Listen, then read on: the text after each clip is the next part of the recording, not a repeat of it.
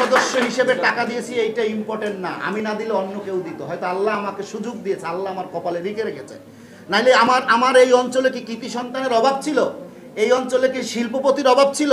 এই অঞ্চলে মন্ত্রী ছিল, এই অঞ্চলে এমপি ছিল, এই অঞ্চলে উপজেলার নেতা ছিল, এই এসপির চেয়ারম্যান ছিল।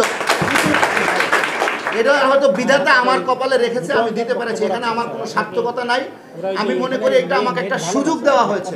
এই অঞ্চলে মল্লিকের বের ইউনিয়ন, পাশাপাশি হলো ভোজপতি, তারপরে আছে আমাদের বর্ডার ইউনিয়ন, আর একটা আছে ডেমা, এদিকে আমাদের আছে হলো বাসতলি, হেরমা। এখানে কিন্তু কোনো কলেজ নাই, দেবরাজ, এখানে কিন্তু কোনো কলেজ নাই। সেক্ষেত্রে ওখানকার শিক্ষার্থীরাও কিন্তু আমাদের এখানে ভর্তি হতে আসবে যদি আমাদের যেই স্কুলে এই কলেজটা হয়েছে সেই স্কুলের ছাত্রছাত্রীরা ভালো রেজাল্ট। কারণ আপনারা যদি ভালো রেজাল্ট না করেন, পার্শ্ববর্তী ইউনিয়ন থেকে, পার্শ্ববর্তী স্কুল থেকে তখন আসবে না যে ওই কলেজের অধ্যয়নরত যারা বিদ্যালয়ে পড়াশোনা করছে তারাই তো ভালো রেজাল্ট করতে পারছে না। তাহলে আমরা ওখানে গিয়ে কিভাবে কলেজে ভালো শিক্ষাদান আমাদেরকে দেওয়া হবে?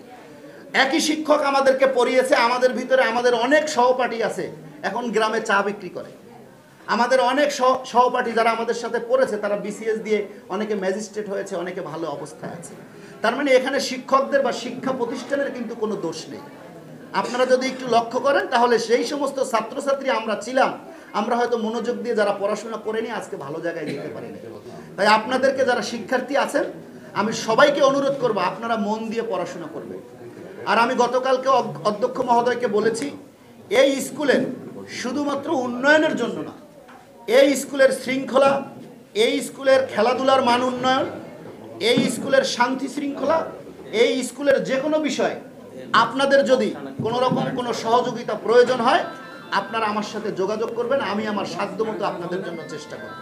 আপনারা ছাত্রছাত্রী অভিভাবকরা একটা জায়গা থেকে সরে আসতে হবে, সেটা হলে এই স্কুল কার মাধ্যমে কলেজ হয়েছে, এই স্কুলে কে কোন নেতা আসছে, এই স্কুল কে প্রতিষ্ঠা করেছে। হ্যাঁ, আমরা ওনাদেরকে সম্মান জানাবো, কিন্তু আমরা কখনোই এই ভেদাভেদে গিয়ে আমরা জানি আমাদের পড়াশোনার মান উন্নয়নে জানি কোনো আঘাত না আসে।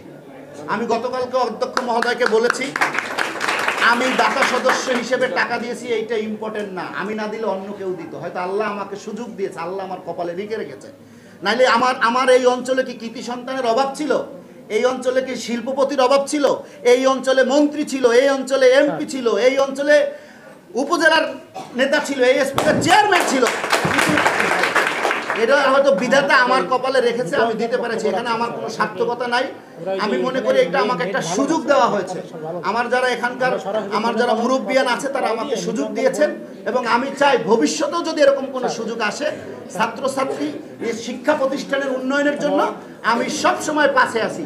সে কোন দলের, সে কোন মতের, সে কোন আদর্শে বিশ্বাসী, আই ডোন্ট কেয়ার।